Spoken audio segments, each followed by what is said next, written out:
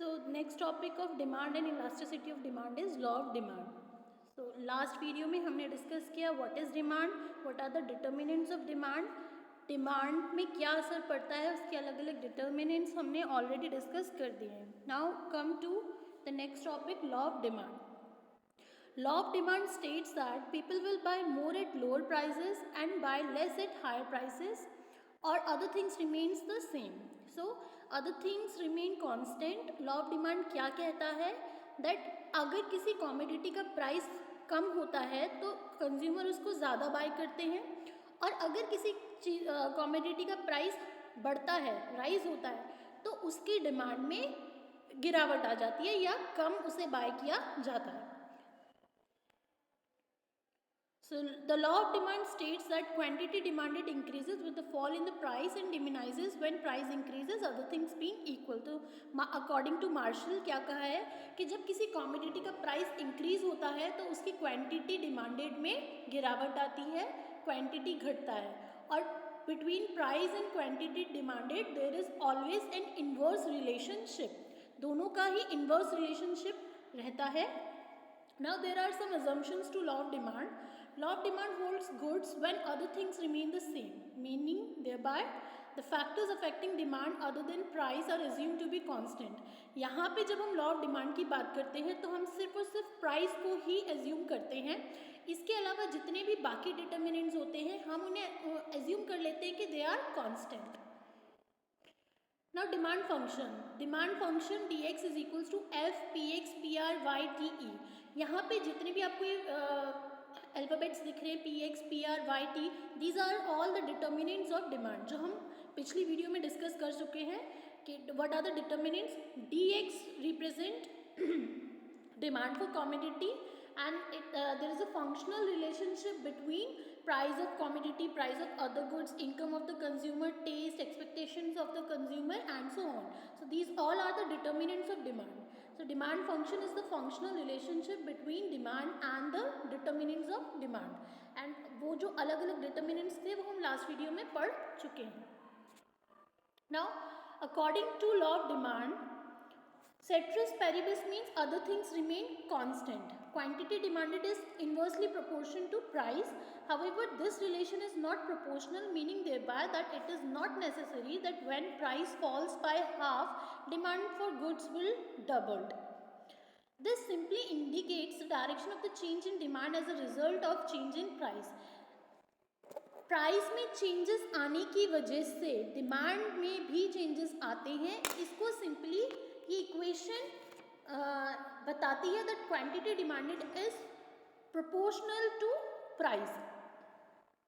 कैसे? क्योंकि जब भी प्राइस इंक्रीज होता है तो क्वांटिटी डिमांडेड में उसका फर्क पड़ता है, असर पड़ता है, क्वांटिटी डिमांड विल फॉल, और with the rise in quantity demanded they will be fall in price. Now what is demand schedule? Demand schedule is a series of quantities which consumer would like to buy per unit of time at different prices. अलग अलग prices में demand, quantity demanded में जो भी changes आते हैं वो एक टेबल की फॉर्म में रिप्रेजेंट किया जाता है. That table is known as demand schedule. Two aspects of demand schedule. There are two types of demand schedule. One is individual demand schedule and the other one is market demand schedule.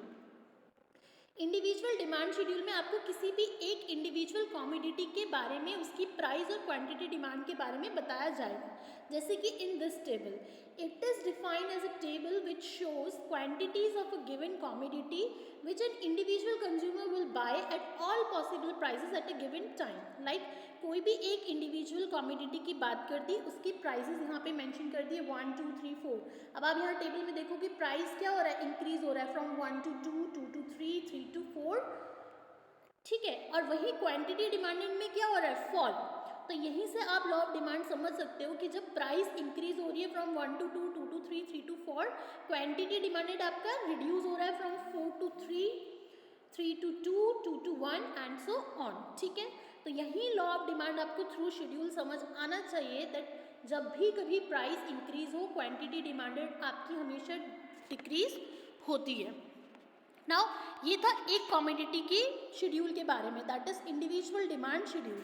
अब जब कोई more than two commodities, two और more than to commodities के ऊपर आप table represent करते हो, that table is known as market demand schedule. It is defined as the quantities of a given commodity which all consumers will buy at all possible prices at a given moment of time. In market, there are many consumers of a single commodity. The schedule is based on the assumption that there are in all two consumers A and B of commodity X. By aggregating their individual demand, the market demand schedule is constructed. तो जब दो या दो से ज़्यादा consumers हों product के लिए, that schedule is known as market demand, और इसके बाद उनका ओवरऑल एग्रीगेट सम निकाल दिया जाता है जिसे कहा जाता है मार्केट डिमांड. फॉर एग्जांपल, मान लो यहाँ पे किसी एक एक्स कॉमोडिटी की प्राइस गिवन है, प्राइस इंक्रीजिंग में है, मतलब बढ़ रही है फ्रॉम 1 to 2, 2 to 3, 3 to 4. ठीक है. वही demand of A, demand of B, यहाँ पे दो कंज्यूमर हैं, एक ए एक बी. ठीक है. तो ए की डिमांड डिक्रीज हो रही है फ्रॉम 4 to 3, 3 to 2, 2 to 1, और वही demand of B is decreasing from 5 to 4, 4 to 3, 3 to 2. दोनों ही ए एंड बी डिक्रीज हो रहे हैं बट अलग अलग ऑर्डर्स में. तो यहाँ से आप मार्केट डिमांड कंक्लूड करोगे कैसे? Demand of A, sum of demand of A plus sum of demand of B. तो 4 plus 5 will be 9, 3 plus 4 will be 7, 2 plus 3 will be 5, 1 plus 2 will be 3. So this is your market demand. ठीक है. Aggregate of demand of A and B.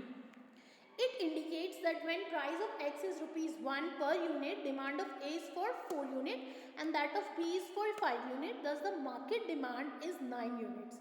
As the price increases, demand decreases. और यहीं से आपको क्या पता चलेगा कि जैसे ही प्राइस इंक्रीज हो रही है, डिमांड उसकी डिक्रीज हो रही है. ठीक है. तो ये आपके मार्केट डिमांड का शेड्यूल था. Now come to the demand curve.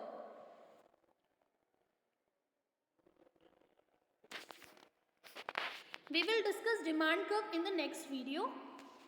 That's all for today. Thank you.